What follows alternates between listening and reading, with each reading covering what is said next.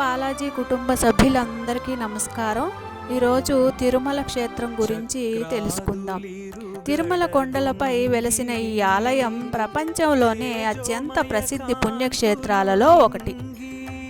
ఇక సప్తగిరులు స్వామివారు కొలువైన తిరుమల కొండలు ఆదిశేషుని 7 పడగలను పోలి ఉంటాయి.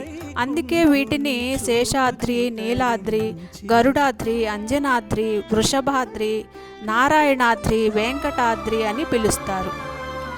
ఇక ఆనంద నిలయం స్వామివారి మూల విరాట్టు ఉన్న గర్భగుడిపై ఉన్న బంగారు గోపురాన్ని ఆనంద నిలయం అంటారు.